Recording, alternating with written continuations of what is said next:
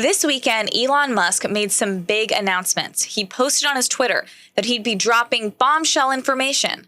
Twitter owner Elon Musk has already confirmed that Twitter's suppression policies of shadow banning and shutting down accounts has been entirely one-sided, that the company solely targeted right-wing and conservative accounts and messaging. But the recent dump of documents from behind the scenes at Twitter reveal that the company was also being directed by politicians and campaign officials alike. So far, Twitter has revealed documents pertaining to the specific topic of Biden's corruption by censoring the Hunter Biden laptop story. In a somewhat surprising move, Musk entrusted these files to Rolling Stone contributor and freelance journalist Matt Taibbi. Neither Matt nor Rolling Stone can be accused of being fans of the right or of Donald Trump. Matt refers to Trump as a mad king and his supporters as useful idiots. Perhaps that's the very reason Musk elected to enlist Matt in this effort. By giving the story to a known partisan, it would be hard for the mainstream media to attack his credibility. Despite this, that's exactly what happened.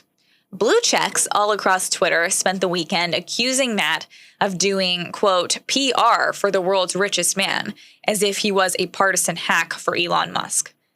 A claim which Glenn Greenwald pointed out was highly hypocritical, coming from so-called journalists whose only metric for reporting is how well their work serves their power and the Democrat Party. Personally, I think Greenwald himself would have been a great choice to report on these Twitter documents because he's a liberal who was forced out of the news organization he founded over differences in how to handle the original laptop story. Another great choice would have been John Solomon of Just the News, whose reporting puts him in the forefront of those who have been working and finding knowledge on this government-run censorship apparatus. But the fact that liberal journalists are losing their minds over even this light-handed treatment of them evidence shows how damaging the story is. According to Matt's reporting, Twitter was completely unconcerned with the Bill of Rights and instead was much more focused on how to spin their decision to suppress the story, given the fact that there was no factual justification to do so. Saying the incriminating laptop contents were hacked was a complete lie. The laptop was not hacked, and it was, in fact, completely legally forfeited by Hunter Biden. Disgraced FBI attorney James Baker had to leave the government after he was implicated in the partisan lie that launched the baseless Russia collusion investigation. Where did he go? Why, Twitter, of course. There was no real reason to censor the laptop story. But Baker backed the idea of censorship under the thinnest pretense, writing, quote, "I support the conclusion that we need more facts to assess whether the materials were hacked. At this stage, however, it is reasonable for us to assume that they may have been and that caution is warranted. We simply need more information," end quote. Why does Baker believe that the materials could have been hacked? It's not like he's recalling what Democrats say happened in 2016. Not only was that untrue, but he was a central figure in the creation of that lie in the first place. If anything, Baker's own experience in running partisan interference for the Dems would predispose him to believing the material was not hacked and actually genuine. Note also that Baker acts like the reasonable thing to do here is to sit on the story, to await more information. What would more information do? It would give them evidence about the origin of the laptop story. And what is the laptop story itself? Evidence. That's right.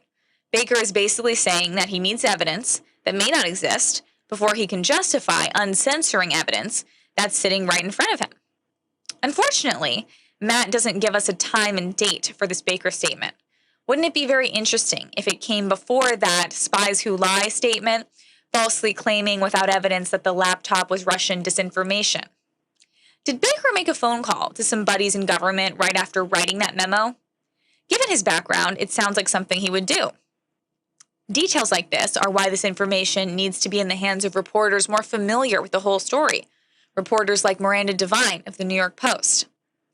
Finally, one angle that most people are missing in this entire affair is that this is not just about campaign managers working with elected and unelected government officials to direct private enterprise to violate the constitutional rights of citizens and journalists alike. No, in order to censor someone, you need to know what they're saying in the first place. That's called monitoring or surveillance, and it's happening in each and every instance where people are being censored. They wouldn't know who to censor if they weren't already watching everything you say. We are American citizens. We have a right to say what we want to say. Unlike what Twitter attorney Vijay Gadde says, that right is sacrosanct. That means that the government has no business monitoring the speech of its citizens. What we say is protected by the Constitution, whether we whisper it in our home, say it to a friend, type it in a text, or shout it atop a soapbox on a street corner. That's none of the government's business.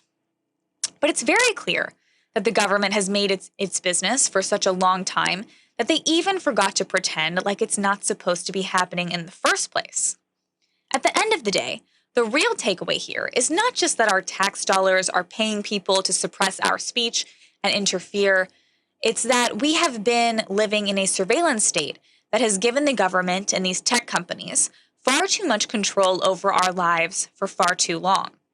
We need to do a better job of recognizing that when the government issues statements about controlling rumors and fighting misinformation, what they're really doing is justifying the monitoring of our free speech.